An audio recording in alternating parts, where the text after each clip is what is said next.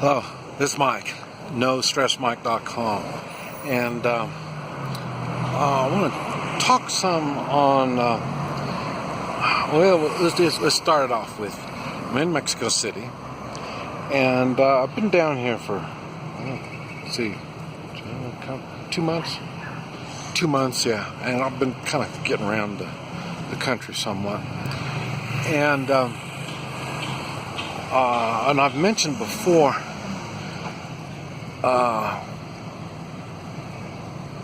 everything's more obvious when you go to foreign countries. And one of the things that is obvious is the crime.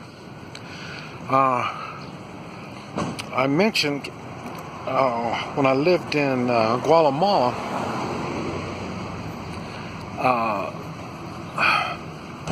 much of the crime is done by law enforcement, and the reason is they're the ones that have guns. They're issued a gun, so they use their guns to commit crimes when they're not on duty, and sometimes when they're on duty they commit the crimes. But and that's basically would be the same in the United States. You've noticed so many people, or so many law enforcement, they don't do their constitutional duties, and that is a crime.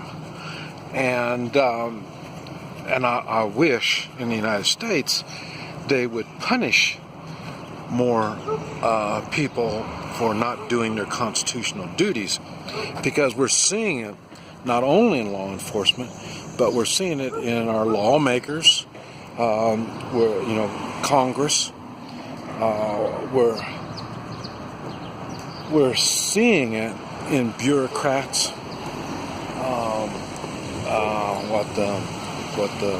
What do you call it? People, inspectors in the airports and stuff like that. I mean, it's the people of authority are criminals, and they don't enforce themselves. They do the buddy system. I mean, well, you're one of us, so then, well, I'll keep my mouth shut when you do. And like I say, it's like that. And I don't know. And in the United States, it's like I say, it's in your face. At least down here, everybody knows it, and they really can't say anything. They can't do anything because everybody knows the authorities are the criminals. So, and like I say, so in the United States, you bitch, you nag, and then the next thing you know, they come after you for whatever kind of thing. I mean, this is the same stuff that they do in China. Remember, I was in China too. I saw the way the government bullies the people, and in China, the people are even scared to even talk anything to do with the political type situation, or like I say, in law enforcement, the criminals that are in law enforcement. So, and the criminals in the political party, and I mean, they can't even talk about it. And but they can't talk about it, because just by talking about it is enough that they'll snatch you up, or they'll make your life miserable. And that's the other part that I wanted to talk about, is non-violent crimes. And I got a new friend down here, and I wanted to get more of the ages when he was doing this, because now he's older, he's much wiser, and that's what we were talking about, the nonviolent crimes. I mean, here's somebody that was, he had 25 years to life in prison. And he had to work out a deal to get out of that thing. And that's what he was talking about. Well, it was a nonviolent, he said nobody got hurt. And it was funny because since I've been with him, I've been victimized twice. And both were nonviolent. No one got hurt. When you go by the words, I made a video talking about my credit cards were hacked. And so that's a nonviolent crime that got to me. And that kind of interrupted my life. Not only, yes, it's non-violent, but without money, I've had to change the way I run my life, and I'm in a foreign country. And so it's been difficult. It has taken skills that I've accumulated through the years for me to still be able to prosper and function, get around, and do something. And then the next thing was last night. I made a video on that, but I got pickpocketed, and they got my cell phone, my U.S. cell phone. So yes, that was a nonviolent crime. But okay, why do I have multiple phones? Well, and I gave him one phone, and that's because if a phone breaks or something happens to it, whatever, whether it physically breaks or how these electronic things that have a glitch in it, if something like that happens, that I lose communications. Now, I will admit, I've been traveling down here since the 70s, and there was no communications.